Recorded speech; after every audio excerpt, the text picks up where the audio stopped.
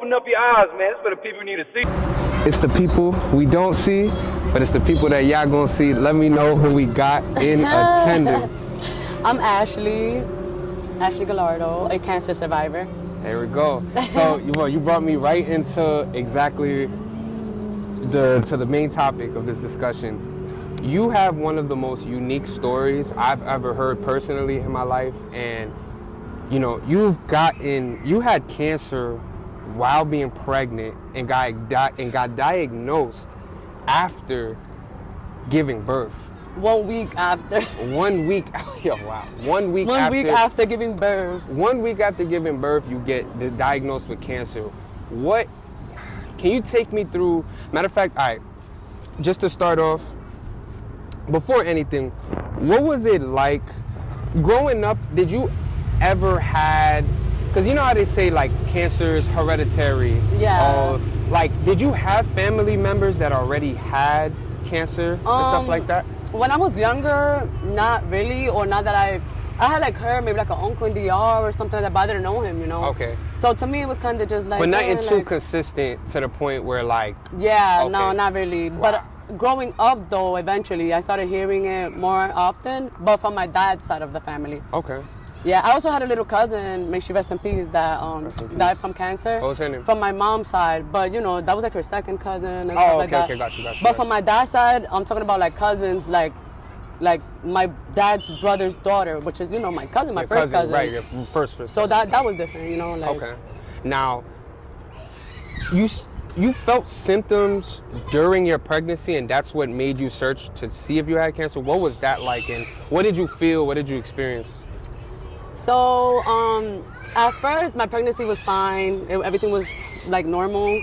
And then I would say, like, a week after my gender reveal, that's when things, like, started taking a turn. A week after? After my gender reveal, yeah. So I just found out I'm having a baby boy. And then, like, a week later, more or less, I started getting, like, very congested from my nose. I couldn't smell. I couldn't taste. Then things started escalating to the point that, so I started bleeding like out of my nose, very, very crazy. Like I would just start gushing out of my nose. And you've never I'm had? not a nose bleeder. Wow. Yeah, like my little brother, he's a nose bleeder. Like since he was little, like he will always, if it's too hot, he's bleeding out his nose. If it's too cold, he's bleeding out. I've never bled out unless I got punched in my face. That's different. But for me to just bleed out of my nose, no. Like so that was really weird for me. And I can remember the first day it happened too. Okay. It was really crazy, unexpected. And then it became like a normal thing. So I could be at work and I'm like gushing out my nose. And it's like, what the hell? Like, then after that, I started growing a really big lump on my neck. Really? So I have a scar here. It's really ugly. I want to get like a tattoo to cover it. Everybody keeps telling me not to, but anyway. I wouldn't say cover it up either. But so yes, I started growing like a tumor on my neck. So I'm here pregnant with a big belly in my stomach, and then I have this big old lump on my neck now. So it started progressing, and at first it was just pain on my neck. Like, oh my God, it was excruciating pain. What would you say was the size of the lump on your neck? The tumor, all right, I would say like a tangerine. Like a tangerine? More or less, yeah, it was like a tangerine. And did it feel like pain? Or yes, was it more like... it was so bad. It was like, I would say almost like cramps. Okay. Or like something trying to pull my neck, like something just yanking. Like trying to get out of my neck or something. Like it was so crazy. Wow. And I was pregnant. I used to cry to my mom about it almost every night. Like it was really crazy. I'm not gonna lie. So then after that, the neck tumor, I started going deaf on my left ear. So I had that big old lump on my neck. Mind, I used to work security. So it used to be high, and I used to be wearing a scarf. What? I used to try to hide the lump, or I'll buy wigs, mind you. I wasn't even bald. Like, yeah, and I would try to cover the lump, It was really like, it used to bother me a lot, Because it was bad. I'll show you pictures. Okay. I'm then you said you felt deaf. You got temporarily deaf. Like you couldn't hear from one ear or from my left both? ear. At first, I couldn't listen through my left ear. And I didn't know, but eventually, I went to ENT and and it was the congestion. I was so congested, and also, I had the real cancer was behind my nose. So that tumor on my neck, that's where the symptoms come in. A lot of people don't know like what the symptoms. Like people think, oh my God, they stage 4 cancer. That does not mean you're gonna die. Like the higher the stage, that doesn't really mean anything. Gotcha. That means that it spread. So when I was diagnosed with stage 3 nasopharyngeal carcinoma. Stage 3 was because I got symptoms. I'm bleeding on my nose, this, that. And then what made it stage 3 was that it moved. So the cancer went from my nasal foramen to my lymph node on my neck. That was my body letting me know that something was wrong. It's already trying to let me know something's wrong with the bleeding. I'm going deaf. I can't smell. I can't taste. And I was still not doing anything about it. So my body was like, girl, like, you know, so now it's something that you can see, like, do something about it. Okay. Basically, that's what my body was telling me. What was the time frame from when you were getting the nosebleeds until you noticed the growth?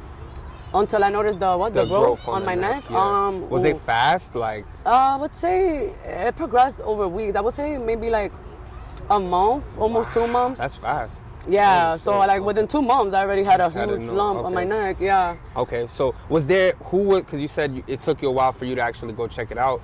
Who was that main driver, or was it just like, did somebody tell you like, girl, you gotta go, or was it just so overwhelming everything that you just went? No, actually I used to work, and I used to work a lot. And you know, I'm pregnant, I'm about to have a baby, I need to work. Right. So my coworkers that I used to work with in HBO, God bless them, because they were really like, you know, my family was concerned as well, but they wouldn't really push me like, oh, go, you know, go check it out. My family's more like, oh, you know, maybe you'll get better in a few days or things like that. They were like, brush it off. But my coworkers, like, yeah, they were concerned, like, I should check it, but they wasn't really on top of me. But my coworkers, being that I see them every day, you know, I work with them, they were like, girl, why do you sound like that? Or like, what's that on your neck? You know, like, they would notice everything. Every day I came into work. You sounded different? Yes, oh my God. Like your voice? Yes, I sounded like this. Like, I really, like, I couldn't even say, yes. Certain things you wouldn't understand. Like, my bad, you're gonna have to cut this part off. Okay, go ahead. Because I got you. My nose. Yeah, that's another thing. That's one of my side effects. It's so annoying. Okay. But anyways, so my coworkers, they were really on me. So they actually told me about an app. It's called ZocDoc.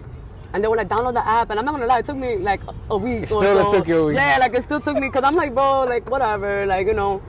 And then it got to the point that I gushed out bleeding one day when somebody asked me a question at work. And I'm like, damn, you know what? And also I used to cry because I couldn't taste my food. Wow. Like, imagine being pregnant and you're craving something and you can't even taste it. I used to cry eating my food. Oh my! I couldn't smell it. I couldn't taste it. I could just look at it and cry. Like, and this is before COVID was a thing, right? Yes, COVID was just starting around that time because it was in 2019. So was there a thought in your head that it could? Okay, like, did you think about that at that time? I'm sure it wasn't that, but I'm just curious. Like, okay, that wasn't a thought though. Okay. Yeah, I don't know. I never really thought of it. I mean, unless COVID happened after I gave birth, because I know my baby's a COVID baby. Okay. Well, you know, the symptoms happened prior to that. Way before that. Okay. Wow. Kind of, yeah. So, going after, you give birth to a beautiful baby boy, may I say? You know what I'm saying? Thank you. How, a week later, first off, so do you send in, how does the testing work? Is there a biopsy taken with all the stuff? Yes. Like, you know what I'm saying? Can you run me through that process? Mm-hmm. So for the biopsy at first, so I went to the ENT, and the doctor, as soon as she heard my voice, she was like, whoa, like, what's wrong? And I'm like, oh, I'm congested. She was like, no, that's not congestion. So right away, she knew. So that doctor, like, right away, I met her like on a Thursday or on a Friday. And the next Monday, she had me in a clinic, in an ENT. She called herself and made me like a referral, and she's like, get her in, please. So then I met this doctor, and they did, they scheduled me for biopsy. So the first biopsy, so remember, I have a big old lump on my neck. The first biopsy, it was with a needle. So it was like this big needle, and they basically they poke you and they take out some cells. Did it hurt? It hurt. Oh my God. It hurt so bad. Like, oh my God, it was one of the worst pain like I've ever been through. Even with anesthesia? It was, like they spray something to like numb it. It doesn't really work. But, I guess they try to help. But it was really intense, the pain. And so the results came back within a few days, and they told me that it was, I don't know how to say it right, malignant cells? Malignant cells. And so, they wanted to do like another biopsy, which is the one that gave me the scar. So in this biopsy, they actually cut you a little bit on the lump or wherever you have the tumor, and they'll actually take out some meat. So the first biopsy, it was just some cells. This time, they're literally like yanking some. And these are 2 separate occasions? Oh, wow. Yeah, 2 separate occasions. So the first time I was still pregnant. With the one with the needle, I was pregnant still. Yeah, it was so uncomfortable. I'm assuming you were like... Because I couldn't really lay like how they wanted me to, because I'm pregnant. Like, it was crazy. And you're late in your pregnancy, I would imagine, right? Were you like over the 7th month? No, I was like 7 months around there. Okay. With the one with the needle. And then after I gave birth was when they did the other one. The main one. So this biopsy that they did, the one that they cut me, they did me a biopsy on my neck, on my nose, and on my throat. Wow. Because I sounded crazy, you know, like I sounded very congested. So for this one, it was 3 biopsies in one. So when I came out, you know, I had like my whole nose like gassed up and stuff, and like my neck, like it was crazy. It was crazy. What? And then, Yeah, you was gonna continue? No. I was gonna say what. So you knew it was malignant before you gave birth.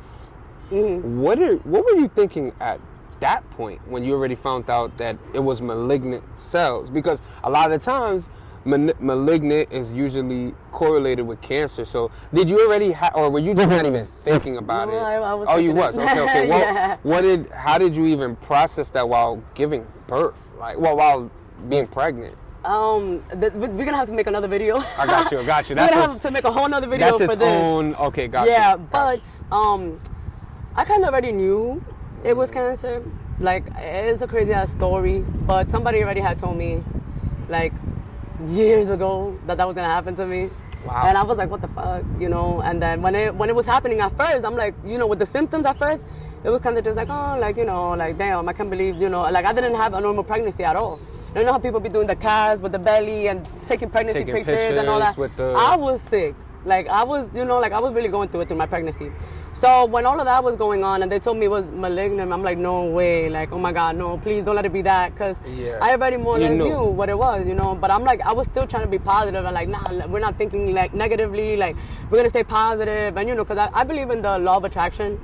I really do believe in the law of attraction. And so I wasn't trying to attract that at all. You know, I'm like, nah, I'm about to have my baby and we're going to be good and stuff like that. But it was devastating knowing that something bad was going to happen. Like, I didn't know what was coming, but whatever it was, I knew it wasn't good, you know. Oh, and the person that predicted this, they specified cancer, or they just said something crazy? No, she specified cancer, which is the scariest part. Wow. So when you were feeling these symptoms, were you thinking about that at that point, or no, it happened. It already had been so long, and you kind of forgot. When I started thinking about it was because the day I was supposed to have the second biopsy, the one that I said that it was the 3 biopsies in one, the day that I was supposed to go was April 18, 2019. I went in, my doctor had called me to like admit myself and stuff, and instead of getting the biopsy, they ended up taking out my son. So my son was born the day I was supposed to get that biopsy. Really? That's why they diagnosed me a week later. Because then they did the biopsy a few days after I gave birth, and then a week later the results came in and they told me that I was sick, like I had cancer. And yeah, it was really crazy. Now, wow. Thank you for sharing this. You're welcome. Is incredible. You moving forward, and you know, you finally have, when you have your baby boy, is there like, do you forget about it at the moment? Do you feel like happy, like, or are you still drowning in the malignant thoughts? You know what I mean? Like, just talking about as soon as you gave birth. Like, as soon as I gave birth? Before you found out the real diagnosis, what was that week like? Like, you know, you just had a baby, like, so was your mind still stuck on the sickness that you just went through and what you were going through, or?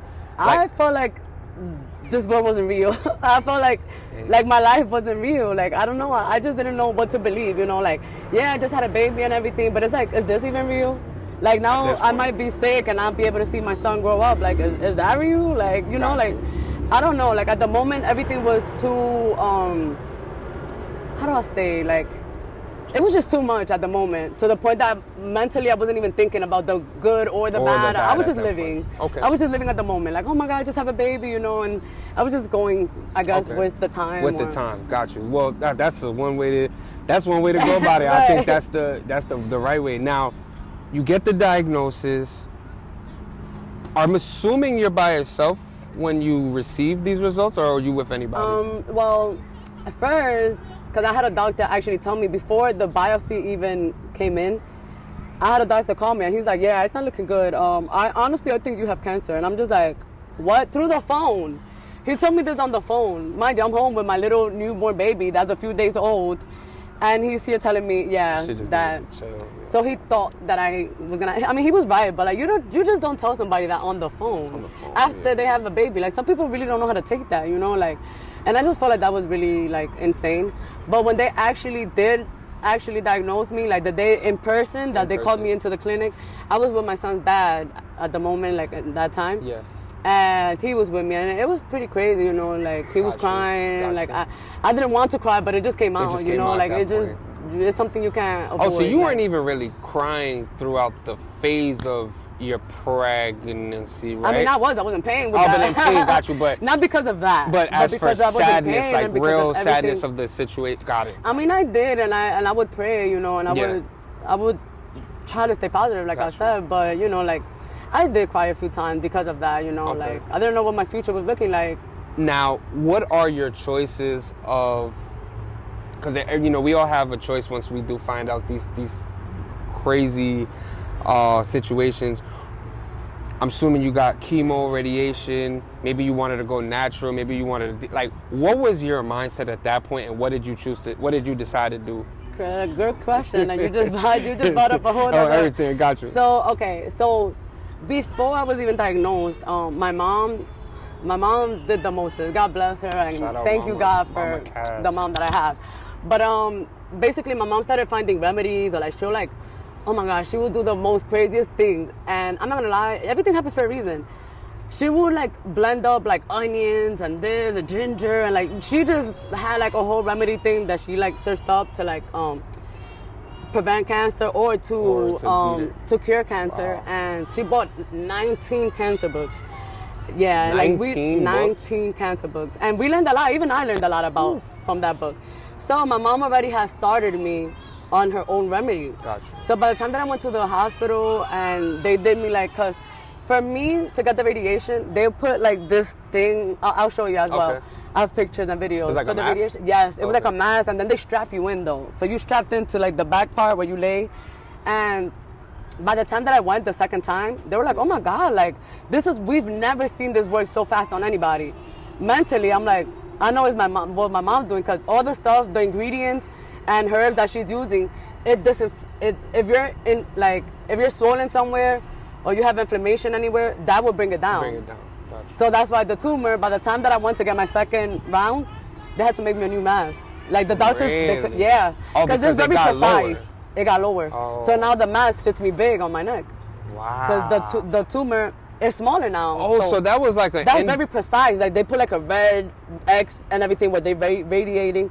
So now the spot is not where they marked it, because the tumor is smaller. Oh, wow. Oh, so that was like an indirect sign that you knew it was going down. Yes, like, yeah.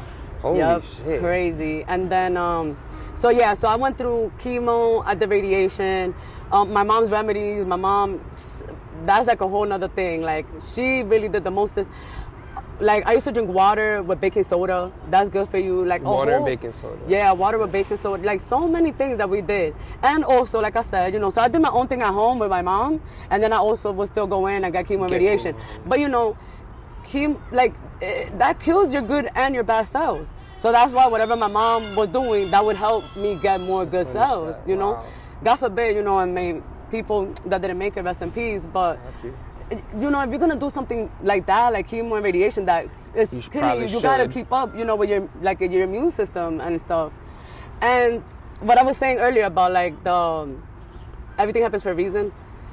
I know, like, I used to watch her make this stuff, and I'm like, oh, I'm not drinking that. Like, I'm absolutely not drinking that. Because she used to give me, like, a cucharon. You know what's a cucharon, right? Of course, right? She used to give me a cucharon every day, twice a day. You kidding me? And I'm like, oh my God, but guess what? I couldn't smell or taste. You couldn't taste nothing. So I couldn't even taste it. So it was like nothing to me, yeah. Like mashed potatoes. But then when I started getting better, it was like, oh, girl. Like, I'm sorry. That was enough. Yeah. So everything that they used to give me to eat, or like, here, eat this. This is good for you. Or like this. And it was just like, okay. Like. And you just was taking it because you couldn't taste nothing. Yeah. Like, wow. Yeah. I couldn't smell. I couldn't taste. It was crazy. Like, the first time, my bad. No, go ahead. The first time I was ever able to smell again, because I lasted like a good like 9 months that I couldn't smell or taste. Nothing? Wow. Well, not 9 months. I'm lying. It was more like 6 months. Like 6 months, I couldn't smell or taste anything. And the first day that my smell came back, you want to know what was the first thing I was able to smell? I'm gonna guess it was some type of food. No. Well, I was able after That, right? I was able to But smell. what you're talking about, it wasn't food. No, it was like food. your son. An essential, like it was like a toiletry. What is it? Toilet paper. Wait.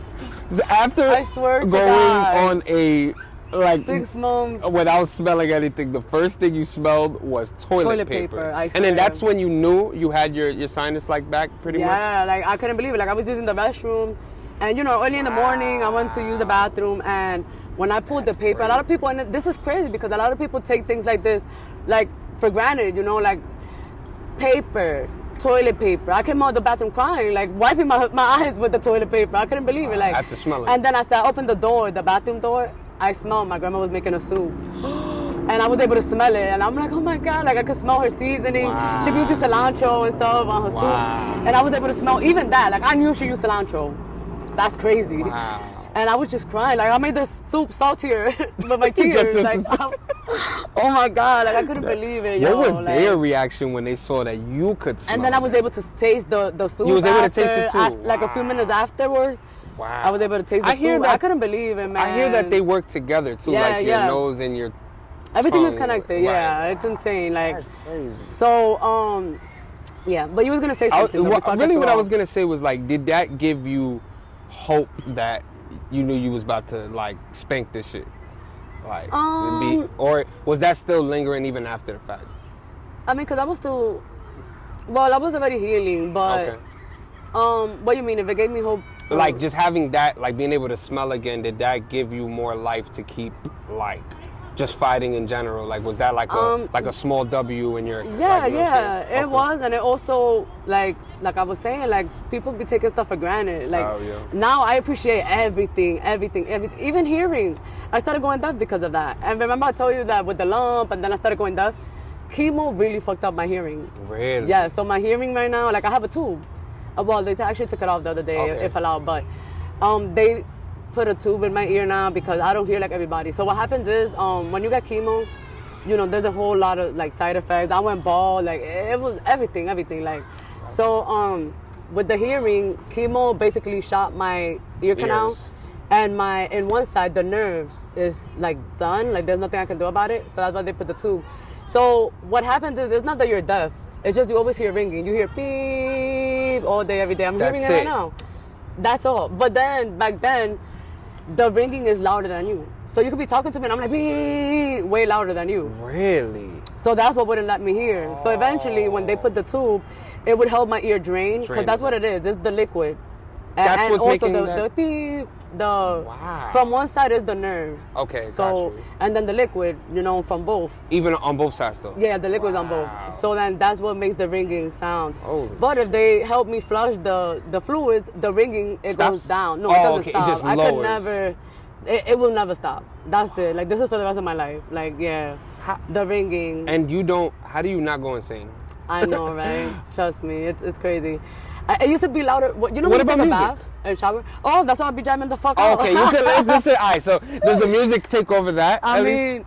For the most part? Yeah, Okay, if it's okay. loud enough, yeah. It Like gotta if be I'm loud jamming enough. the fuck out, then can't hear like it. I'm good. Wow, but the When I moment used to it take a turns shower, off, yeah, it's like when I used to take a bath Yeah, before, that's I could see the water obviously, but I couldn't hear it. Like when you take a bath, you hear the water hitting splashing the on the floor. I wouldn't You be able to couldn't hear hear that. the freaking water splash on the floor. And I'm right there, like I'm taking a bath, I'm in the bathtub, and I wasn't able to hear it. Yeah. Wow. I wasn't able to hear my baby cry, like if he's hungry or if he's poop or Somebody anything. gotta tell bothering. you, like. Yeah, they'll have to tell me. I couldn't smell. Right. So even when my son was poop, I didn't know. Like, yeah, man. Your it was son tough. can't. Yo, wow, you wouldn't be able to tell if your son used the bathroom or not. Yeah, nothing. I didn't even If he think was about crying, that. This yeah. whole time I didn't think about that until you mentioned it. I know. That's why I wanted to do this, because there's a whole lot of things Holy that just fucked me up. Man. Yeah. Pardon my language. Dude. No, All right. okay. What? Yo, all right. Wow, my bad. That just messed me up. All right, now how long after that would you say like you beat it, and like how did you find out? I'm assuming you went and did like another test, and what was the doctor's reactions to? Can you give me that portion? Yeah, so I would say for me oh, my fault. Let me ask you one question before It's this okay. guy. I want to put it all in order. Yeah. you went bald during the radiation and chemo process, right? Now, I love speaking about this because I feel like when you get sick, you lose what you thought your identity was, and you're forced to love yourself without having to look at yourself and have all the tremendous amount of insecurities. What was it like going bald, and how did you manage to, like, what were you facing during that period? Like, you know, especially because you have nice hair. Oh, so like, thank you. Yeah, no, my pleasure. So I wonder, I'm just curious to know, like, how did you get over that, you know? All right, so you want me to tell you, like, so you want me to be blunt and like Blunt, just be super blunt. And did you know you were gonna be, like, I'm sure they mentioned it as a side effect, but like I noticed some people get cancer and don't lose hair as well. Yes, so what was, so, you know? All right, there's different types of chemo. So chemotherapy, there's different types. So there's dexamethasone, there's cisplatin, there's different types of chemo. So for me, in my case, I had to do 2 different types of chemo. So I had dexamethasone and then I had cisplatin. As soon as I started the cisplatin, that's the one that knocked out my hair. Yeah. So if I was only getting dexamethasone, I would have been fine. I would not have lost my hair. You would have been good. But the fact that I had to do the cisplatin, so they started me on the dexamethasone first, and then like 2-3 days later, they started me on the cisplatin. And my doctor told me, like, this is the chemo that's gonna knock down your hair. Like, be prepared. He told me that within like 2 weeks, my hair was gonna fall off. And I'm like, damn. After really? the first Like, session, it came out first day? no. Oh, It takes a few days. Okay. For me, it took about a week. It took like 1 or 2, like one going into 2 weeks. When you started seeing it fall off, did you just decide? Because I seen the photo where you shaved it off completely, but or did you wait until every like follicle came off? Listen to this. This is what I was asking. Like, if you want me to be like real Blunt. Okay, and got real, you. like the real. The real. So the real is that okay, yeah, my doctor told me that I was gonna start losing my hair and stuff like that. Okay. I've always seen like people, like cancer patients, like some bald and some, like you said, don't lose their hair. I've always thought of it in your head, you know, like you go bald in your head. When I first started losing my hair, actually, again, I was in the restroom, and you know, as a woman, we use panty liners and stuff. Yeah. And I started seeing my little pubic hairs on the panty liner, and I'm like, what the fuck? Like, I didn't shave, bro. Like, so why is my little? I started losing my fucking hairs down there first. Pubic hair first. Down, yeah, and then you know, in your body and stuff. But that was first. That's what I noticed first. I'm like, whoa, like, and then eventually, I would say within like a few days. Basically, my hair. I was going to visit a friend that just had a baby, and I was outside. You see how it's like windy right now? Yeah. I'm in the bus stop, and I just saw my hair like, and I'm like, no way, like, there's no way, bro. It was on my shirt, like, my hair was just going with the wind. And not all of it, you feel me? Not all of it at the same time, but some strands was just like, woo, and I'm like, what the fuck? And I'm like going like this, like trying to take up the hair, and it's literally off my head. And I'm like, nah, like there's no way. So I went upstairs, you know, I still wanted to see my friend. Yeah. So I just like grabbed the bandana and I like tied it, and I just went. But it hurt. Like my scalp felt painful. Like it felt like. Oh, it hurts. Yes, it hurts. Man. Is it like a throbbing feeling? It feels like let's say you do like an updo, like you're going to a party or something, and you do like an updo and you use hairspray and all that, and your hair's up like tight, and then you let your hair down. You know that feeling, like when you finally let it down. Go. So it hurts, but at the same time it feels good. Relieving too. Like I don't know how to. Yeah, it feels relieving. That's the word. It felt like that. Like it felt like hard. Like I don't know how to explain it. Like going like this hurt. But when it just comes off, it's just. It just comes off. Like, but at the moment, like if I was to go like this to myself, like I would feel it and it would hurt. So then eventually, you know, that's the first day that my hair started falling off. So then eventually, you know, like I couldn't help it but to be like this, and then my hair's just falling off. Start falling off. And then eventually, you know, I'm like, damn, I have a newborn baby and there's hair everywhere. So I decided to get like a low cut, like a little, you know, like a short. Something got like you. a man that, what do you call that, number 2? Yeah, like a Caesar type shit. Yeah, Okay, I got like a Caesar. Oh, so you got a Caesar. All right. For my viewers who are currently going through this situation, first off, peace and blessings to you guys. For real. What is the best God bless. advice you could tell someone who's losing hair? Just not about the cancer at the moment, but for someone, maybe a girl like yourself or a guy, whoever, old, whatever. Like, what is the best advice you could give to someone who's losing hair, considering that you've been through this process? That hair doesn't define you. Hair doesn't change who you are. Hair is honestly really like a beauty thing, you know? It's like, I feel like, you know, at the moment, you know, you're going through and it's like, it's sad, you know, unfortunately, people do look at you differently because you don't have hair, which I feel like is bullshit, but it is what it is. I just feel like regardless, be who you are, you know, don't hide from the world just because you don't have hair. Like, you know, eventually, it took me like a little while because at first, like, it was hard, you know, to see myself like that. Yeah. But eventually, it's like, I'm still me, you know, whether I have hair or I don't have hair. And I'm thankful and blessed, you know, to have the hair I have now today. Yeah. But I feel like, you know, still be yourself. Throw on a scarf, like throw on a wig, like rock it. Like, you know, whatever you do, just rock it. If you want to rock, like you being bald, do it. Like, I'm not gonna lie, I kind of regret not being outside bald more, you know, because I used to always hide. Like really embrace it? Yeah, like really embrace it. Just be like, I feel like it is what it is. It was tough, you know, like it makes you look different, you know, but like I said, it doesn't define who you are. It's just hair, you know. Gotcha. Now, can we talk about a little bit more side effects to, you know, just this stuff in general? Like, can you give me like a little bit more insight on just the side effects? So, the side effects. So when I started chemo radiation, so at first it was that I started losing my hair and stuff like that. They made me sign a paper and everything about my hearing, that I might lose my hearing, like I might be permanently deaf. Thank God in my case, it's just the ringing. It's not that I'm deaf, you know, it's the ringing, but still, like, you know, it still did affect me. Being that I was getting chemo radiation, it was from my chest up.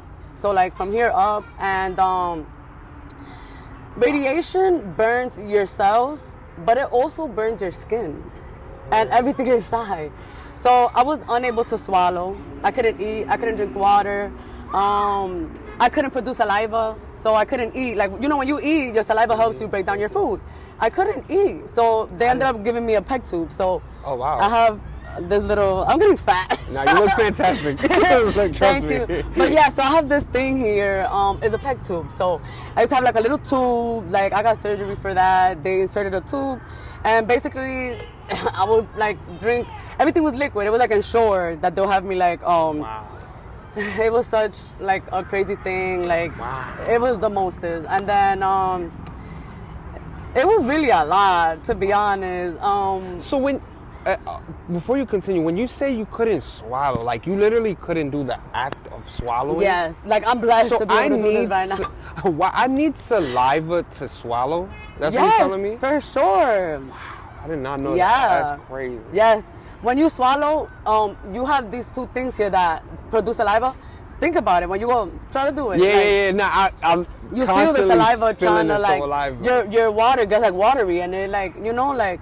Oh man. Yeah, so I couldn't swallow. I'll like if I feel like I need to swallow, I have to like at least take a drop of water to help me, like, you know, to be able to do that act. Get it out. I have a video. I can show you the inside of my everything. Oh my gosh, I need that. It's disgusting. You're gonna be like, whoa.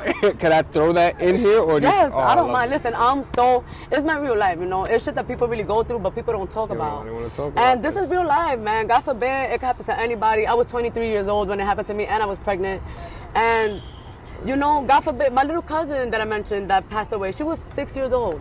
May she rest in peace. She was 6? 6 years old. You know, there's people, and it's crazy to say, but when you're around, like, what my age, when it happened to me, you know, I'm telling you, everything happens for a reason. That was, like, my strongest, you know, like, I wasn't too young. Like, my immune system was good. You know, I'm not old, I'm not young. It was, like, it sucks to say it like this, but it was like the perfect time for me to get cancer, bro. Gotcha. It's so crazy to say like that, but it's the truth. Would I have been younger, I probably wouldn't have made it. Would I have been older, I wouldn't have the strength, you feel me? So I feel like, you know, everything happens for a reason. That's how I see life now. I don't see it like, oh my God, like I had cancer. No, I see it like I went through cancer and I'm here and everything's good again. And, you know, like, I went through this, but look at me now, you know? Yeah, I was bald, but I have hair now. I couldn't produce saliva, but look at me now. Like, you know? And speaking of which, is there any other side effects that you want to share, or is that pretty much the main ones you were dealing with? There was plenty of more, like it was insane, I'm telling you, but for the most part those were the ones that like affected me the most. And yeah, like with the peg tube, it was like, I was like, the lowest I've been, I think I was like 94 pounds. 94 pounds. You brought up the exact next thing I wanted to talk about. And it was drastic, man. You like, were 94 pounds. That's the lowest. Yeah, that's the lowest I've been in my life. And I'm 5'6". Oh. So think about that. I'm 5'6". Wow. 5 feet 6 inches, and I was weighing 94 pounds. So similar to like when you lost your hair, I'm sure when you lost your weight, like that might have did a number on your self-esteem or your insecurities or whatever. Like, what was harder to deal with at that point? Losing a lot of weight or losing your hair? This is gonna sound funny as hell. Yeah. But I guess losing my weight, because being that I just had a baby, you know, my baby was chubby. Oh my. So I used to literally think about what I would look like having a chubby ass baby, and I'm here mad skinny, looking like the baby weighs more than me. Like, right. So I used to think about that, and I used to be like, you know, cause being bald's effort. Like I could throw on a scarf, I could put on a hoodie, I could put on a weight. But my weight, like, you know, like no matter, I would always wear sweatpants. You would never catch me wearing jeans. I'm wearing jeans now, but back then I would. You're not wearing those. I'm always wearing something to disguise myself, to disguise my body. A big hoodie, you wouldn't even be able to see my body, really, because I'm wearing oversized clothes to hide. Wow. Basically, yeah. Is that as far as much you want to? Did you want to touch on a little bit more on the weight? Because I'm gonna move forward to like the healing process. So, is there anything else you want to speak on in regards to the time where you were like losing weight, especially after having a baby? Like you hit it on the nail with that, but is there any? Or we could go to the, you know. We can continue. I can't think of it right now. I know there's more, but if it comes up later, feel free to share. All right. So now, some time passes. You're going through the, you know, the chemo process. Your mom is making so many different remedies. She got 19 books. Your neck is going lower, right? The swelling is going down. The mask can't even fit you. When do you find out? A lighter note. I'm so sorry. After having given birth, you're going through the remedies, you're going through the chemo, losing your hair, you lost your weight, you're fighting this battle. When do you start feeling like that real, like when you started feeling like, oh shit, I think I beat it, or when they told you, when did they tell you you were cancer free? No, literally. All right, so I was doing the chemo and radiation together, and then. So I had finished chemo first, and then I finished radiation the next day. Okay. I will never forget it. It was August 29th, 2019. That was the day that I even got a certificate, man. I graduated like, man, it was crazy. But that day, you know, knowing that, because I used to get chemo and radiation every day, 5 days a week. So it was like school. Like, you know how people get up to go to school? I would have to get up and go to chemo. To the point that it was so consistent and I was getting so weak that I was an inpatient. I had my own room in the hospital. I lived there. You were going to the same like spot every time? No. I was literally living there. Yes. I was living there. I used to have my cousins come sleep over, my grandma, my mom. Like, my family used to take turns sleeping over. Because the thing is, at first, it was cool. Like, I would go, you know, I drive and stuff. But then eventually, like, I started getting so weak, I couldn't drive. It was too much for me even to get up. Like, I don't mean to sound dirty, but chemo and radiation, it would do it to you. Especially at the same time. Like, I'm not going to lie. And like I said, like, I don't mean to sound dirty or anything. Yeah. It was a hassle for me to get up and brush my teeth. Like, you know how people will get up and you will go, like, wash your face. And smallest things. I wouldn't want to get up to brush my teeth. Like, even to take a shower, was like, damn, I didn't even go outside. Do I need to take, like, it was, like, I've been laying in bed all day, every day. This is what I do, you know? But obviously, I would get up. You know, my mom would help me and stuff like that. But it's not really something I was looking forward to. I would have to get up to change my son's diaper or, like, to get him milk. And it was like, oh, you know, thank God for my family and the people that were really there and held it down. But it was, like, really tough. So when I finished that day, I got that diploma. It was literally like the diploma touching my hands. They really gave you a paper that says, like, you're... Yes, I have pictures of it. Like, that's in my house, like... On the top. I gotta get it a golden, like, thing. Plaque. Like, no, literally, no. That's crazy. Oh my God, I actually have one. You got one? I gotta put it, like... Put that joint on there. But when they handed me that paper, and I know, like, damn, like, I'm really done. Like tomorrow, I don't have to come get chemo radiation. Like I got to go home today. The day they gave me the paper. The day they gave it to you. They're like, you go home, and it was like, oh my God, like and it was amazing. The paper just said like, congrats, you're finished with this, or did it say you're cancer free? No, it says that I have completed my radiation rounds, like I forgot specific. Got you. I forgot exactly how it said you finished it, though. Okay. But I was certified, that I finished my round of radiation. And, knowing, I remember the first day that I was in my house, like waking up the next morning, like I just felt like, obviously, I was still bothered, I was still tired and everything, but I'm home. Like I'm finally like good, I still had that peg tube though. Oh, you still so had with the peg tube, yeah, like that, I like taking baths. Like I like taking, relax, let the water go up. I couldn't do that because I had that peg tube. So I was just beasting, like, when I had to reach a certain amount, like they're like, oh, you gotta, I don't remember how much it was, but he's like, you gotta at least weigh 110 pounds for us to take off the tube. Oh, so now I'm like, oh my God, like I gotta eat, I want this tube out. So that was like what was motivating me to like really get myself together. Because if not, I was gonna have to live with that tube. I did not want to live with that tube. What? I've never heard of that in my life. Yeah. So you're telling me they gave me what they call an ultimatum.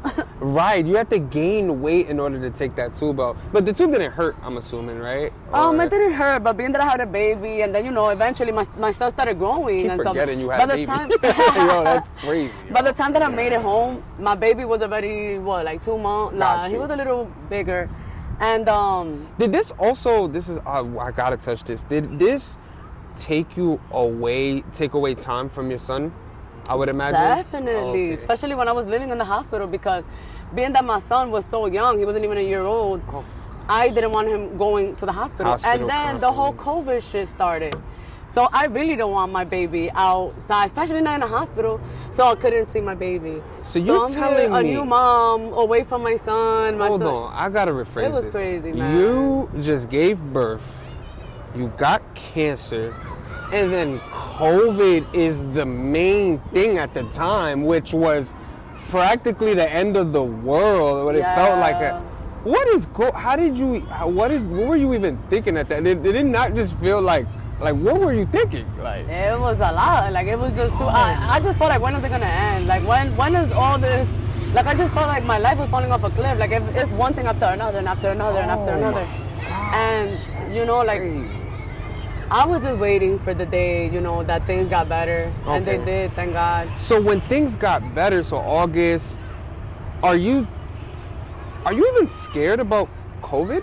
Like after you already getting back, because COVID was killing people. Were you thinking about you catching it and what was? Yeah, I was thinking because, chemo, like your immune system is, Shot. like you don't even have an immune system basically, So I was kind of scared to get COVID. Jeez. And so I would usually always stay home. And regardless, I didn't have energy to go anywhere anyways. I couldn't go anywhere anyways. You feel me? So I was just home. But, my mom and anybody else that goes outside, they were like super careful, they didn't want to bring it home, and then I got sick and stuff, You didn't lose anybody to COVID? No, thank God. No, I didn't. Wow. But what's crazy? I actually ended up getting COVID myself.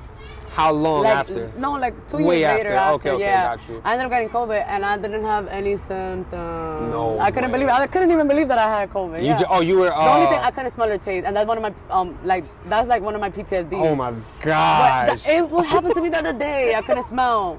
I couldn't smell or taste, and I was going crazy. I was like, why? I wanted to cry because I couldn't smell or taste.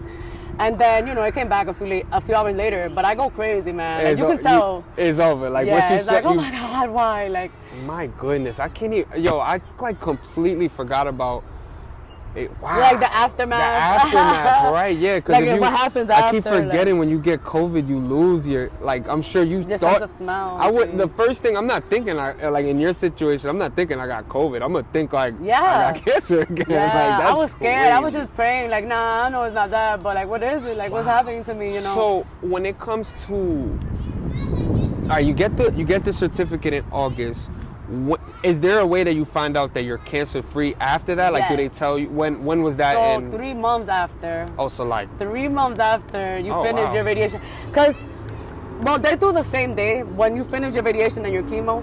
They do you I don't remember if it was a PET scan or MRI, but they'll do you some sort of scan to make sure you don't have any more cancer cells. So it came out good. Like, it came out that there was no cancer cells, you know. But I'm still healing though, because you know, and God forbid, you just never know with the things you eat. That's another thing. I did fasting. So I went fasting. I would starve myself. Mind you, like I said, I was like 94 pounds. Instead of how I'm gonna like do the clips, I'm gonna ask you, and then I want you to say everything you're about to say. All right. What were like some ways that? What were some things or some ways that you used to help fight the cancer off? Like, what is like the best advice as far as if you can go into like what was your diet like and just everything in that accord? Give me everything, especially for me and my viewers. Like, what can we do to help, you know, ourselves? I would say, first thing first, fasting. A lot of people don't believe it, but fasting really does work. Your body goes on survival mode, and the first thing it does is eliminate bad cells. So the bad cells, they're dying. You're not feeding them. They feed off of sugar, carbs, you know, like they feed cells. That's how they work, you know. So if you feeding like sugar, cut off, rice, bread, carbs, anything cut off. Like, so I could only, you know, no yogurt, anything that consumes sugar, no juice. Literally, I would have to think, you would give me something, I'm like, oh yeah, and then I'm like, oh damn, this got sugar. It could be the minimal amount, and my mom was like, no. So my mom was the one that really put that strict on me, like no sugar, no carbs, no rice, because carbs is sugar. Got you. You know, carbs is technically, it does the same thing as sugar, yeah. So what can you eat? Everything has sugar, right? Yeah, like, basically, I'll have like scrambled egg with spinach, or like, you know, things like that. Like, I'll, you know. What like, about fruit? Can you eat fruit? Yeah, but you know, it does have sugar. Fruit has but, sugar too. Yeah, but like minimal fruit. Oh, that's another thing. Okay. Some fruits are not good for you. When you do chemo, oh my God, you just bung up a whole thing. And this is, oh my God, like I don't even know if I should be saying this, to be honest, you know, but when you get chemo in the hospital, you're not supposed to consume dairy. So milk, cheese, yogurt, mind you, they feed you this in the hospital. Wow. Mind blowing. Isn't it crazy? That cuts up, all right, let's say you have a glass of milk, right? Yeah. And you get a lemon and you squeeze it. Now the milk is no good. You just squeeze the lemon on it. Right. Eso corta la leche. That's it. The milk. Right. That's what dairy does to chemo. So that's why a lot of people spend years and years or months going through chemo. Dairy. It's not, the chemo's not working. I really do believe that the reason why I did chemo and radiation for a short period of time, because at first it was supposed to be for a while, you know, but then I started learning things from those books. It's like, oh, don't do this, don't do that. Drink water with baking soda and do this, because water and baking soda, it gives oxygen to your body. So technically, being that I had that tumor in my nose, I wasn't getting oxygen everywhere because I can't breathe. Got you know? So that's why I would drink water with baking soda to spread oxygen around my body. Okay. Also, I used to put drops of water with baking soda in my nose. It used to burn so much, but I used to do it. Oh, and then it'll go just directly into your bloodstream. Into my nose, yeah, right, into the tumor. Into the tumor. Got you. And also, so I would do that. I would do the fasting. I completely cut off sugar. I have a whole list at home. I still have it to this day of things that that I would cut off. Pomegranate, no good. Pineapple, citrus stuff like tomatoes, oranges. Yeah, like not. Damn. It's certain things, yeah, and you know, like it was a lot. It was different. It was so many things that I had to do. Like, starving yourself is insane.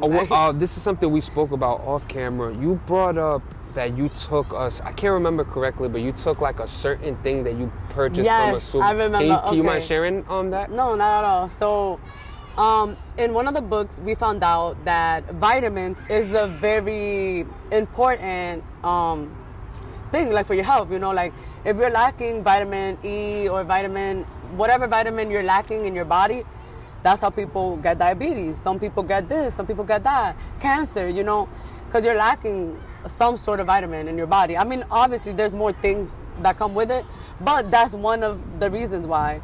And so vitamin B17 is a vitamin that is very rare to come across in the food that we eat here, and it's not a vitamin that you can just go and buy over the counter. It's actually legal here. So it's called B17, the same way there's like B1 and vitamin this, there's B17. B17. It's also like there's B1, B12, you know. So this B17 And it's crazy. In Mexico, they actually have it in an IV form. So there's people that when they do get sick, they will travel and they will go over there and they will get it like, it's like chemo basically, but they're inserting B17 into your body because, like I said, you can't get it here. So my mom was actually thinking about sending me to get this. Just to get that. But we ended up finding out that apricot seeds actually contain B17. So I found a supermarket downtown and stuff, and I buy them by the pound. Wow. And I'll just take a few of them a day. Like even now, like I'm good and everything, thank God. Right, amen. But I still, I take them like if it's pills. Like I don't even chew them anymore. I just pop them for real. So side effects, again, my bad, you reminded me, going back to that. So with the side effects, chemo fucked up my hearing. I hear ringing in my ear. I lost all my hair, and yes, my hair is back, but I actually have difficulties growing the back. So I don't know if you can see it, but I can see it. I'm a little bald in the back of my head, and it's one of my insecurities. But it's like I said, hair does not define you. It's okay. Amen. And so it also started messing up my teeth. So I am 30 years old now, and my teeth are early decaying. They've been decaying since I was 27. Really? Yeah. So my teeth were literally just not breaking apart that you can see it. But I was having like little tiny holes and like little things that I couldn't, like I brushed my teeth. It's just, I couldn't prevent it because of the chemo. Also, I've always had problems like breathing through my nose, or I'll get dry mouth because I couldn't produce saliva. Producing saliva is new to me again. So when I sleep sometimes, I'll get dry mouth. That messes up your teeth. I didn't know, it's something learned, something new. I learned this a few months ago. My doctor gave me like a special toothpaste, trying to tell me like, oh, use this instead. Okay. To try to basically, your mouth is basically watery throughout the night. They sell tabs that you put in your teeth to help your mouth. It's so crazy, the amount of things I've learned. Damn, it's crazy. I didn't even know like how important saliva was. Like the fact that you need it for all these different things. Like it's an underrated, like being able to just spit, like that's a blessing to me. And it's so crazy, yeah. How many months until you started seeing your saliva again? The saliva took about... So if you got, obviously, your baby was born in what month again? April. I was about to say March. April, finish in August, and then you get clear that, like, well, obviously you're still healing, but... In August. I'm assuming after August, right? What? And then you start developing your saliva? Oh, yeah, it took months. It took about, like, 5 months. Wow. That's incredible. Probably even longer, but it took a while for me to be able to produce saliva again. I would take lidocaine. Oh my gosh, another important factor. So, being that I couldn't swallow or eat or anything like that, I was in a lot of pain. Like even when I wasn't eating, because I would try to swallow and that would hurt. Like I was literally burnt. Y'all gonna see on the video. I was literally burnt, like it was bloody inside. Like you see your vocal cord, you can see it in the video. It's white, and it opens and closes. Like if you go like that's what my doctor was telling me to do. He'll be like say and you see the vocal cords open, but it's like all bloody and stuff, because I was burnt. So basically, they put me on fentanyl patches. No way. So they put me on fentanyl patches, and I wasn't aware because while I was in the hospital, they'll put all these patches on me to check my heart rate or for this or for that. That when they put me in the fentanyl patch, I didn't even notice like that it was, like a drug. I didn't know what it was. They just put it on me. They told me it was gonna help with the pain and stuff, and I'm like, okay, good. They had me on lidocaine too to like try to help me like swallow like at least water or like when I did try to eat. It was a lot. So with the fentanyl, I was in the hospital for a few more weeks, and when they finally sent me home, I'm finally home. I could shower in my bathroom, and so I took everything off. All the patches that I had everywhere, I just took everything off. And like my life just, oh my God, it was like the worst week of my life. Like I was going through withdrawals. I didn't even know what withdrawals was until I went through it. Literally, like it was just so bad. I couldn't eat. My bones was hurting. My hip was hurting. I have to put a pillow to try to I don't know what was happening. I'm like, yo, my bones is hurting. I couldn't eat. I couldn't sleep. I would leave my son and his dad to go try to find comfort, like with my mom. I would try to go sleep with my mom to find comfort. And even that wouldn't really I just couldn't sleep. And when I was able to take a little nap, I'll have weird nightmares or not nightmares, but I'll have strange dreams. That is why am I dreaming this? It's just really odd, things. And then I wake up like 10 minutes later and it's like, wow, like it's still this time. Like, you know what I mean? Like, I see exactly I wasn't what you able mean. to sleep. Like, How long after would you say, after going through fentanyl withdrawals, which is in itself just crazy, like how long would you say until you felt like normal again? I mean, a week later, you know, because I was, oh my Okay. God, it was really bad, like the withdrawals. Crazy. I like kind of didn't see my purpose in life. Like it became like real dark. I just had a baby, you know, and obviously that's what was keeping me strong. Like I have to be here to see my baby, you know. And so I went to my doctor, and I was just crying to him, like I don't know what's happening to me. Like my world is like black and white. Like why am I here? And Like, this I don't see why I'm still here. Is like, this also like postpartum technically too, right? crazy? Very crazy. So actually, I never thought of that. I've never, like literally like a few weeks ago, my friend's sister was like, oh, how was postpartum for you? Like, did you go through that? And I'm like, Wow. nah. Like, she's like, You are weren't you even sure? thinking I wasn't about even thinking about that at all. Like, I was blaming everything on the cancer. Like, you know, like, I'm like, nah, it's that. Like, and then literally a few weeks ago, she brought it up, like, about how the postpartum was like, you know, different for her and stuff like that. And I'm like, she's like, I'm pretty sure you went through postpartum. You probably didn't even notice. Didn't even notice. And she literally, like the light bulb in my head turned on. Like, oh That's my God. what I like, was going That could have to. been, on top of everything I was already going through, that could have been an additional, like, oh, let's just throw that in there too. Oh Like, my you got cancer, you just had a baby, and then let's just throw a little bit of postpartum in there. Cause The stress from postpartum to yeah, so I was like going through depression, like I was just going through it to the point that I went to my doctor crying to him like, yo, like I don't know what's happening to me, but something's going on, like this and that. And he's like, where did you put the patch? And I'm like, what patch? And he's like, the fentanyl patch that they put in your arm. And I'm like, oh, I don't know. I took everything off and washed off with alcohol, like, you know, the sticky Everything. part. I just took everything off. And he was like, you're going through withdrawals. And I'm like, what you mean I'm going through withdrawal? What is that?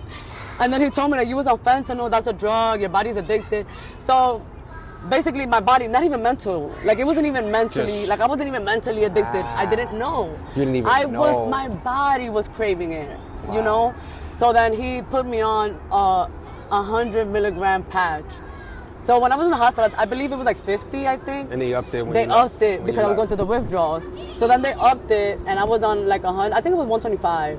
And then they upped it, and I'm not gonna lie, like 20 minutes after they put that patch back on my arm, oh my God, like I saw all the colors again, And and you I'm just like, relieved. oh my God, let's go get IHOP and this. And my cousin and my aunt was just looking at me like, what? Are you good? Like, cause it was like I was a whole nother person.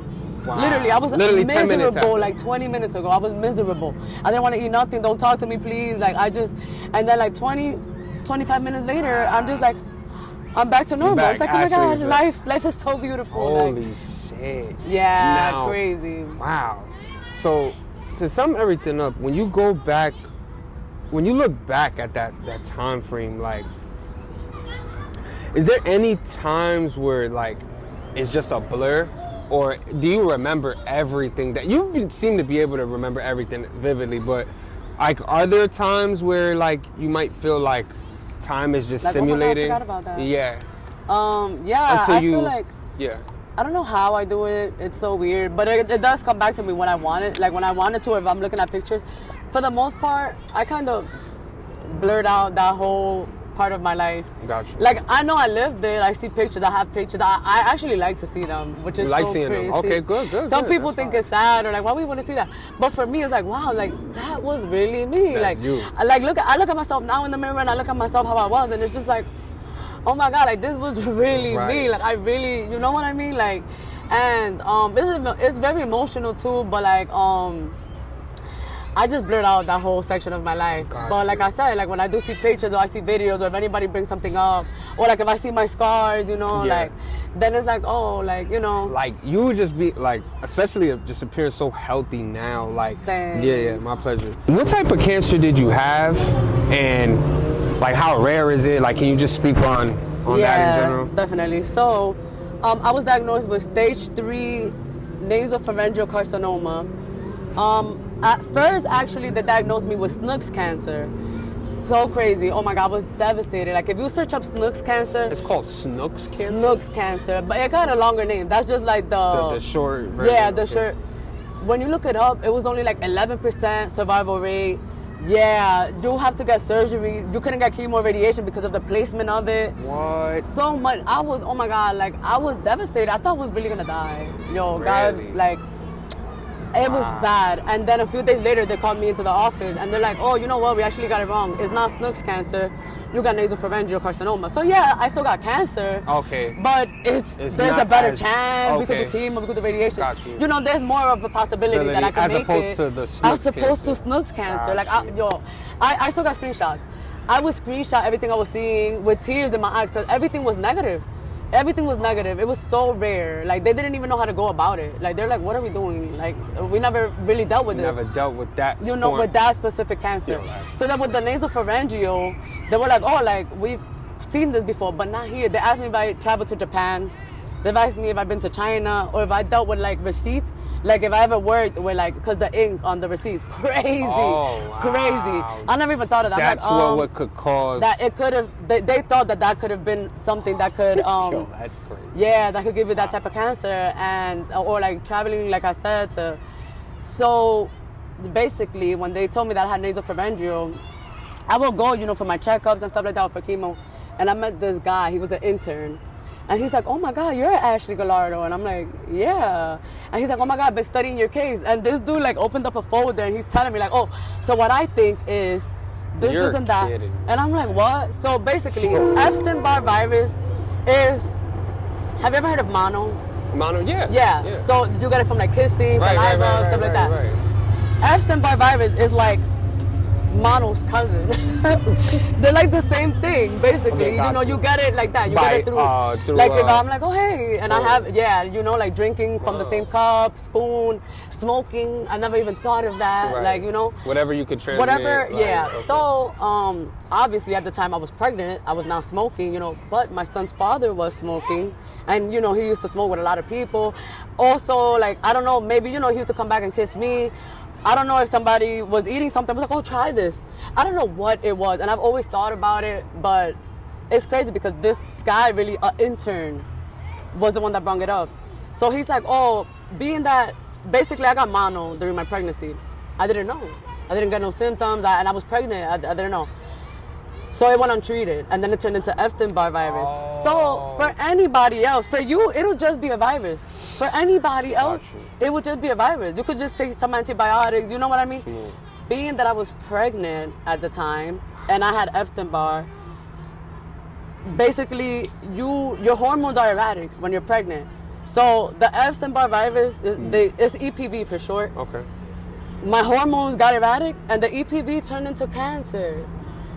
Yeah, in my situation. Yeah, so rare, yo. Yo, I'm telling you, when this guy saw me, he saw me like I was like, I don't even know what You he was were like thinking. He was just like, oh my real God, case like study, it's like you. You're Like, famous, like you got. yeah, he was just like, oh my God. So basically, that EPV, the Epstein-Barr virus, being that I was pregnant, it turned into a cancer. Gotcha. So now, every time for people normally, they do scans. They'll do your PET scan, they'll do your MRI, they'll do you know.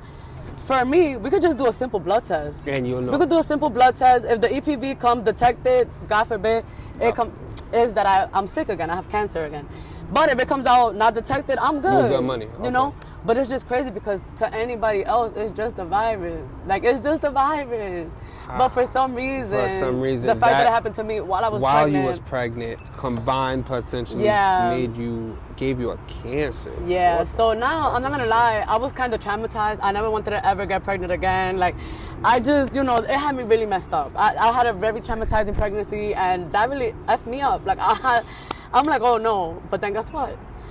3 years later, I'm on remission now. I'm good, everything is great, my hair grew back, I'm back to normal. I'm finally getting my mental right again. Like, I'm finally, like, becoming myself. Like, my personality was coming back, you know what I mean? Everything back. Everything, you know, and it just came back. Unfortunately. So you got cancer again after having to go through cancer while pregnancy, after giving birth. You beat going it, through got chemo, remission. going through, Oh yeah, my yeah. gosh. What is 3 years later? Now, 3 years. I'm assuming you have to go through the same process, no, right? actually, okay. Thank God, things were looking different this time. So, it came back metastatic, which okay. is the same cancer. So it was still nasopharyngeal carcinoma, Okay. but now I'm stage 4, and it's because it moved to my lung. So the cancer traveled, you know. Another thing, very important, alcohol. If you have any cancer cells in your body, alcohol is the way to transport. You can have cancer like me, and nasopharyngeal in my nose, and if you drink alcohol, it'll make them move. Go all the way. The cells, and then that's how people spread cancer in their body. Because of alcohol, liquor. That's why sometimes, I'm not gonna lie, it's kind of like I'm iffy about drinking. But it's like, come on, life is short, life is one. Like, you know, it is what it is.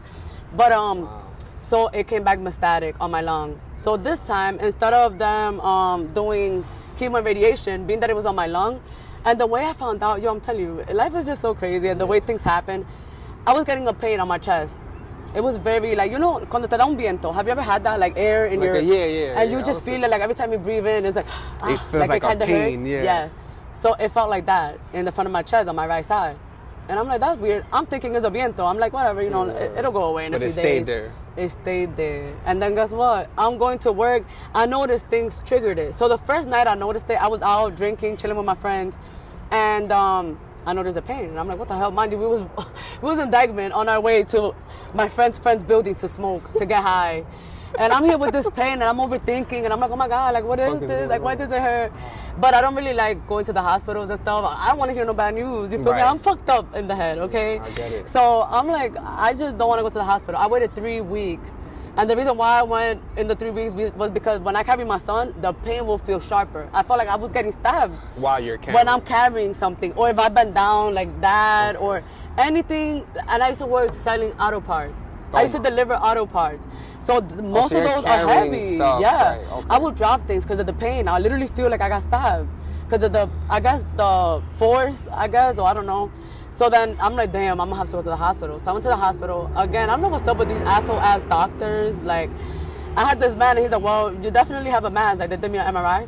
He was like, well, you definitely have a mass. It could be either just a mass, or it could just be a cancer mass. And I'm like, you're such an asshole. Like, and I started crying because you don't tell somebody that, bro. You don't know people's past. Look, I already have went through cancer, and you're just telling me that like it's nothing. Like, or it might be cancer. Like, he's not getting smacked, and I swear. Just like, saying it, like, I was just like, wow. And then he was right. It actually turned out to be a cancer. You found out it was stage 4. What does your mind go through from then? You just beat a stage 3. And now I'm stage 4. You're stage 4. How do you even go about it from there? Like, and this is what, 3 years later, you said? 3 years later. Wow. It was crazy, man. And how long did that last until you did all the process? Like, if I can remember correctly, the first one took about March to like November, October, right? Like that, like at least less than a year. Yeah, for the first it was less than a year. Is it the same amount of time on this one, being that it's stage 4? No, because they actually did surgery. Oh, so okay. I didn't have to do chemo and radiation. So, you know, like, yes, I got cancer again, but at least, you know, I don't gotta lose my hair again. You gotta lose your hair and you stuff. know, You just I don't gotta have do to surgery. do this again, you know, like, but I've never been through surgery. Aside from, like, when they took out my son, I had an emergency C-section. It was crazy as hell. But, when you get this, so now they did me surgery, like, right here, like, on my lung, and they actually took out some of my heart sac. That's what was going on. So the tumor on my chest, on my lung. Was it laying? It was, yes, it was pressing on my heart sac. That's what was the pain. That's what the pain was. But you know what I learned? Cancer is silent. So if you have a tumor or if you have a ball or something and it hurts, it's not cancer. But, because look, the one behind my nose, it didn't hurt. But the one on my neck hurt because that wasn't the cancer. Cancer is quiet.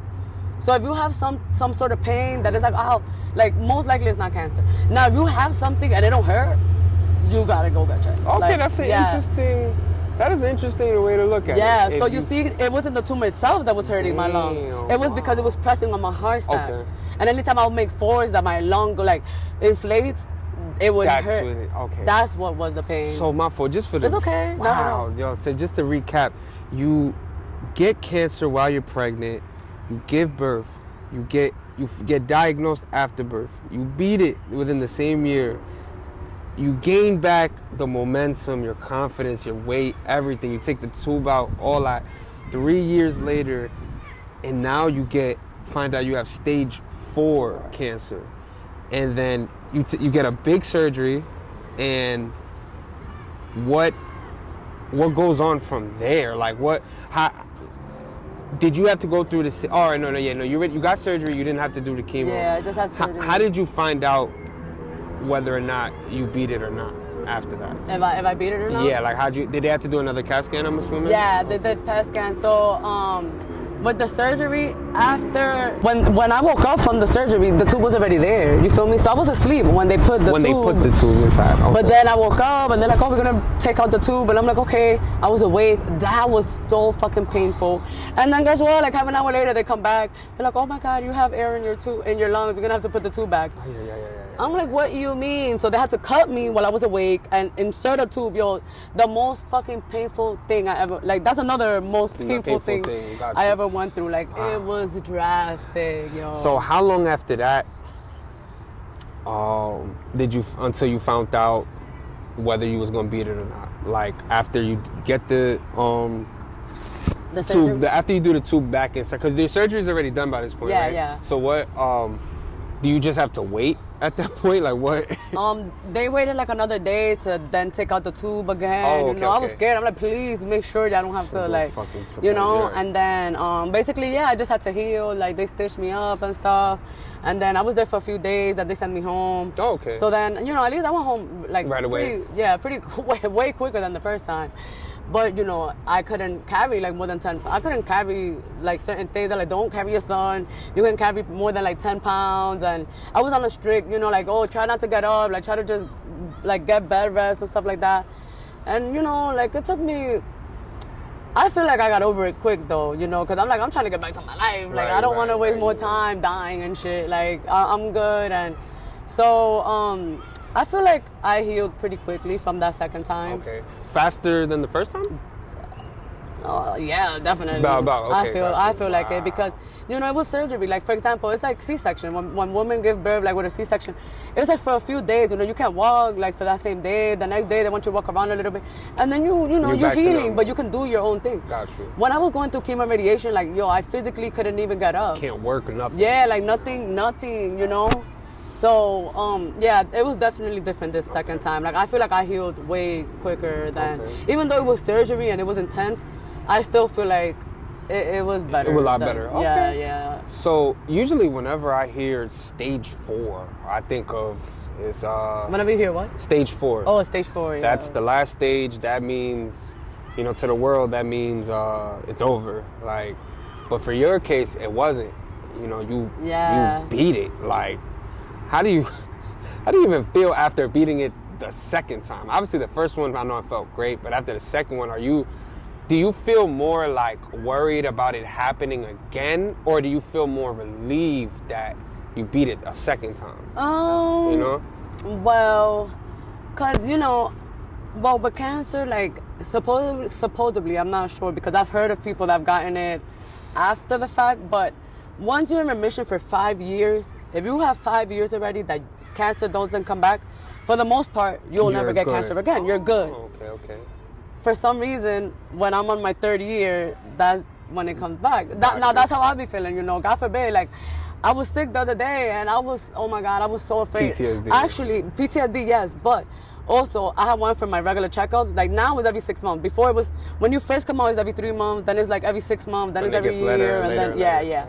So, I went for my checkup, and they actually detected the EPV, the Epstein-Barr virus.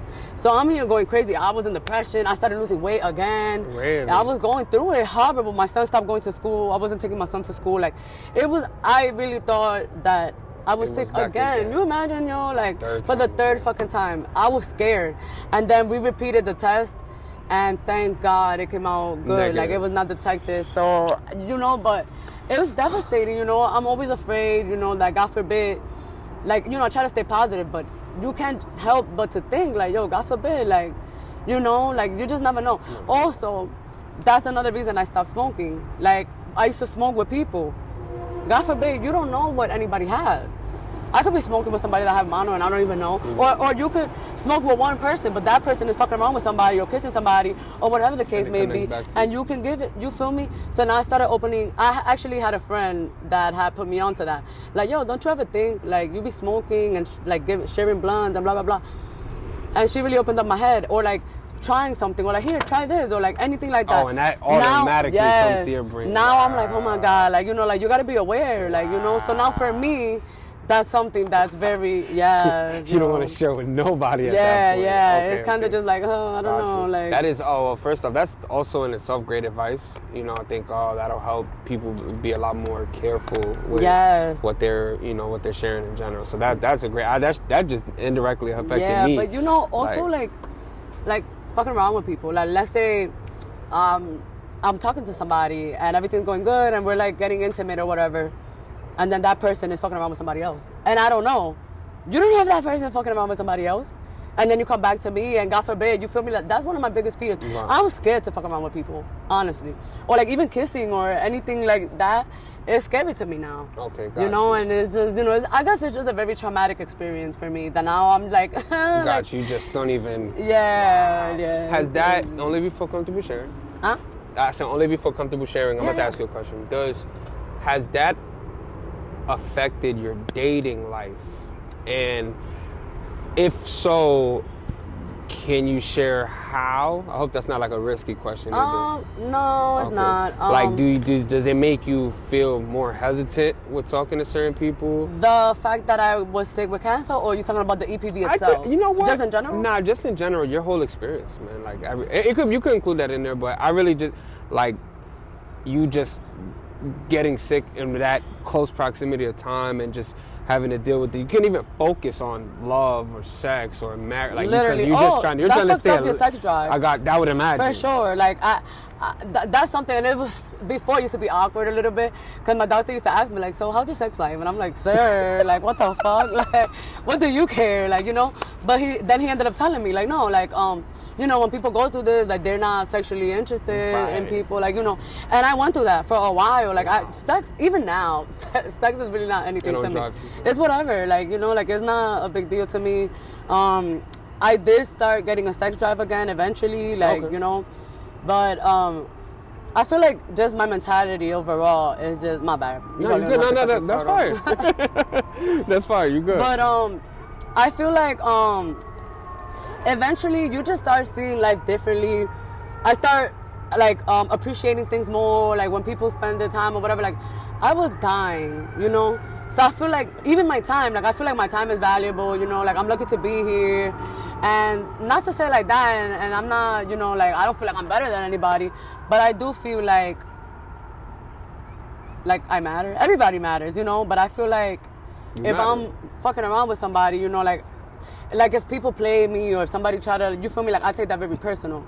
Like, I feel like a normal person wouldn't. It's just like, oh, whatever. Like, you know, like, oh, really take that. Like, I'll feel like, wow. Like, you know, like, I'm lucky to be you're lucky to be in my presence right now. Not you, but I'm saying, like, no, well, you too. I'm very, very grateful I'm sorry. I don't mean to say it like that. I'm very grateful to be in your presence. I don't mean to say it like that. That shit. I think that's a great, no, that's, you know, like, I feel like I'm blessed. Amen. I'm lucky to be here. You know what I mean? Amen. So I feel like sometimes, like, even with friendships or like when anything don't work out, it's kind of just like, like, you know, I just move forward now. Like, now I try my best not to take things personal and just to, like, exclude myself. Another side effect, I have, like, congestion problems, so I'm always, like, dripping on my nose, like, liquid. It's like, it's not even always boogers. It'll even be liquid and stuff like that. And so there'll be times that I'll have, like, mucus, like, stuck up there. Sometimes it's even dry. And I'll just feel it. I'll just literally feel it between, like, my throat and my nose. There's just something there. And it'll be so disgusting, but there'll be times that happened to me before when I was, like, hanging out with some guy, and I'm like, oh my God, like, I'm so sorry, but I gotta, like, spit. And he's like, oh, it's okay, go spit. But it wasn't really just spit. I had to, like you had to give it that loogie, like. Yeah, like, I had to get it out. And it's loud and it's disgusting. Or, like, if I'm out in a restaurant, I have to, like, excuse myself, and then I'm in the bathroom, like mad like, mad disgusting. Wow. Or always blowing my nose. And, you know, after COVID, yo, I be even shy about, like, yo, after COVID, I be like mad shy or like mad like. Okay, you feel way more timid introverted. To like blowing my nose, or even if it's just like a little bit, like you don't even gotta blow, like, but just like to like just clean it a little bit. I'm so like please don't look at me. Or, so like, when you're by yourself and you're just when I'm by myself, I'm like disgusting. When I'm by myself, it's like whatever, like, you know. Okay. But when I'm with others, it's kind of like I gotta go over there real quick. Give me a second. So when it comes to guys, there's certain things like, I guess depending on who I'm with or like how I feel, like la confianza. Now, how you say that? The like confidence you have with someone. Yeah. And with guys, you know, like that, some of my side effects that makes me like, like, you know, like I feel nasty or disgusting. Also, like mentally, I feel like I don't like people playing with my time. I don't like, you feel me? I feel very blessed to have my time. So I don't take that gently, you know, like I would really like block you and I would not, like you don't even exist to me no more. Once you feel like I was you gonna got be this. non-existent, now you're non-existent to me because you play with my time, like, you know. It's just so many things, you know, like. Got you. But yeah, I feel like I definitely did mess up. You said all of that. That is a thanks. beautiful, beautiful question. I'm so glad I asked that because I didn't even have that prepared. I just needed to ask it because, like, damn, like, because the way you describe it, you probably already feel like you're inconvenience to somebody. Yeah. So I just wondered if, like, dating would have been a problem. And wow, that's interesting. You know, like, I just feel like I'm mentally messed up now. Like, with everything, I don't even have time for that. Like, that's something I'm not even interested in at all. Like, you know, like, if it happens, it happens, but it's not like I don't really care much today. I don't really care much. You feel me? Like, I'm just focused on myself. I'm trying to heal. Like, I'm still not back to myself. Like, I'm getting to know myself again, you know, and I'm not the same girl I was. And I'm not gonna lie, it's sad to me. I cry about it sometimes when I see pictures before I was sick and seeing the girl I was. Even my hair is different. I actually have a piece of hair when I cut it off. Really? I still have it to this day. My hair was different. Like, I was different. Like, I was mad jolly. I didn't give a fuck what anybody had to say if I post something. I could be sweating and I'm posting that video all sweaty. Now I'm like, oh my God, like, I'm such an overthinker. Oh my God, what are people, you know what I mean? And it shouldn't even be like that. Like, who cares, for real? You know, like, but for some reason, that's always in the back of my head. Like, somebody does that. Okay. Who cares? Somebody out there will. Wow. Like, what is your best advice for someone that's going through multiple cancers or even just any disease, you know, terminal illness or whatever? Like, what's the main thing that comes to your head, and especially for anybody watching, that they should hear at this moment going through that? I would say, like I said, I'm a believer of the law of attraction. So I feel like if you're negative and you're like, oh my God, like I'm gonna die, and that's what you're attracting. That's what you're bringing into your reality. That's what you're bringing into your universe. Because you're like, oh my God, like I have this. Like, no, you gotta be positive. I always the positive, like I know I'm gonna see my son grow up. I know I know I was gonna live. And you don't think like, oh, I hope. No, I know. It's not, oh, I hope I get better. No, I know I'm gonna get better. Because that's what you want to bring into your world. So you gotta think positive, you know? All you want is positivity. Always take care of yourself. If you feel anything, go get checked out. You know, even if it's a minor thing, you just never know, God forbid. And it's better to be safe than sorry, you know. And just, you know, live your life today. You never know what tomorrow holds. It's not always just about like health, and God forbid you get hit by a car and you die. You feel me? So God forbid, just always live your life. Like, be happy and, you know, just make the best of it. Even if you have cancer or anything, whatever your situation is, make the best of it. I know it sounds crazy, but to be honest, I'm not gonna lie, I feel like I made the best of my cancer experience. Like, you know, and yeah, you know. That was amazing. Wow. I tried. I'm surprised that I'm not getting stuck or that I'm staying like shook. So this is the people you don't see, but this is the people that you just saw. We out of here.